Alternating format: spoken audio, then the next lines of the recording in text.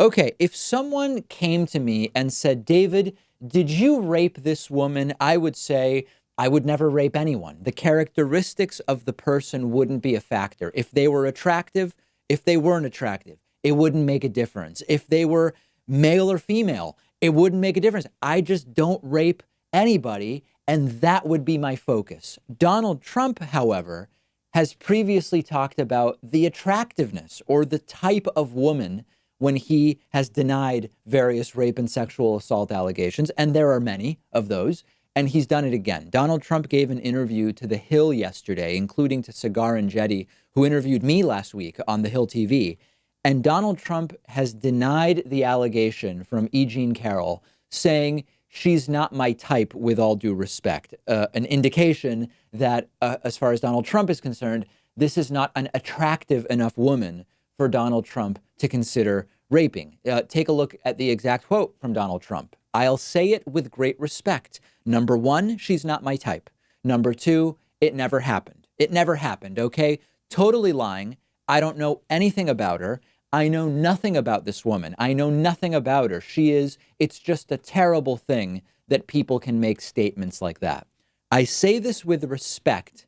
She's not my type is code for she's not attractive enough for me to want to sexually assault her or to rape her. But of course, her appearance and her type should make no difference to someone who doesn't sexually assault or rape women. The right answer here is I didn't rape her because I've never raped anyone, and I would never rape anyone or sexually assault anyone or use physical force to get anyone in a situation like the one that is described. If you're asked if you raped someone and you say, no, she's not my type, that suggests there's a type you would be willing to rape or sexually assault. He's not denying that if she were his type, he might have or would have sexually assaulted her or raped her. And remember, Trump is accused of raping his first wife.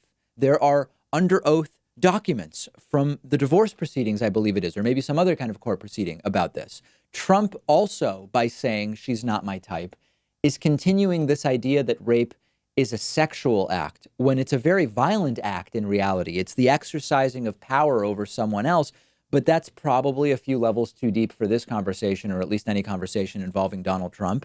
And for everyone talking about another lying woman lying about Trump raping her or sexually assaulting her, 16 allegations of sexual assault have not taken Donald Trump down so far. He even got himself elected after the grab him by the pussy recording.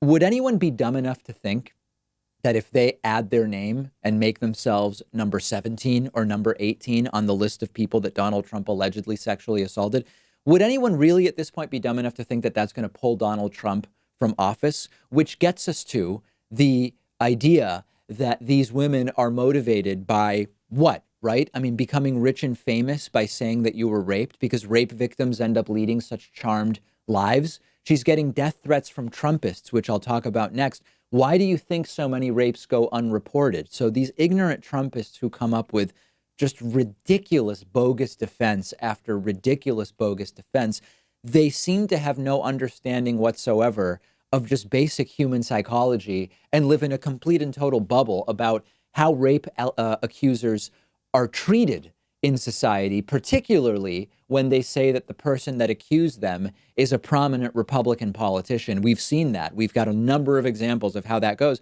It doesn't lead to a particularly thrilling and exciting, charmed life. And the idea that that would be the motivation, aside from not being based in fact in terms of basic motivations, there's no demonstrable proof that that's actually how it works out. One of today's sponsors is Impeach the Card Slap Game. You cannot slap Donald Trump in real life, but you can slap him in this hilarious, fast-paced two-player card game, and you can get it for 10% off when you go to davidpakman.com/impeach and use the coupon code PakmanShow at checkout, all one word. Awesome for parties when you're having a few drinks. I've been playing it with some friends of mine.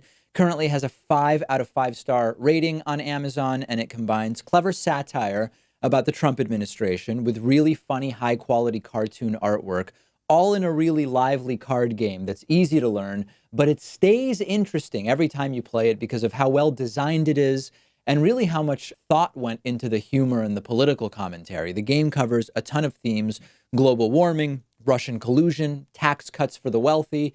Impeach the Card Slap game is perfect if you're looking for something fun and casual to do with your politically minded friends or family members. You might even learn something new about the Trump administration while you're playing the game. It's a perfect gift for anyone who has a sense of humor about Trump, or get it for yourself and have a really fun and witty game to play when people come over. You can even play it tournament style.